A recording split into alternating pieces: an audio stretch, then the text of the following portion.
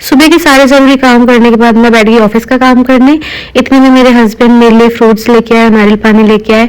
ये बहुत स्वीट है, रोज़ ऐसे पूरी प्लेट सजा के मुझे देते हैं। और फिर उसके बाद ये मेरी दवाई इन्होंने मुझे दी, तो मैं फ़िलहाल ले रही हूँ कैल्शियम और आयरन, जो मुझे डॉक्टर ने रिकमेंड करी है प्रेगनेंसी के लिए। और फिर उसके बाद इन्होंने कहा अपना सिग्नेचर स्टेप। उसके बाद फिर हमारी मेड आ गई थी दीदी के लिए, फिर हमने चाय बनाई।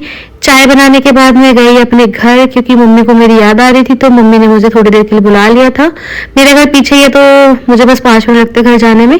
उसके बाद मम्मी ने मेरे लिए बनाई रोटी, और यार मतलब इतने दिनों बाद मम्मी के हाथ की रोटी खाई थी, तो बहुत बहुत टेस्टी लगी।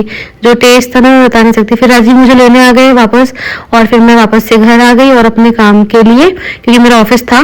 तो फिर मैं जैसे ही घर आती हूँ तो डब्बू छोटू का ड्रामा शुरू हो जाता है, क्योंकि इनको ना हमेशा कोई बाहर से आता है तो हमेशा इनका डांस शुरू हो जाता है। बट मैं थोड़ा प्रेग्नेंट हूँ, तो मैंने इसको थोड़ा सा दूर भगा दिया था, क्योंकि मेरे ऊपर जंप करने लग जाता है। तो ये मुंह फुला के अपने पापा के पीछे पीछे चला गया। उसके बाद फिर मैं बैठ गई ऑफिस का काम करने दोबारा से, और मुझे लगी भूख, तो मैंने खाई सैंडविच और coffee. I know cold coffee is not safe, but काम के वक्त जरूरत पड़ती है।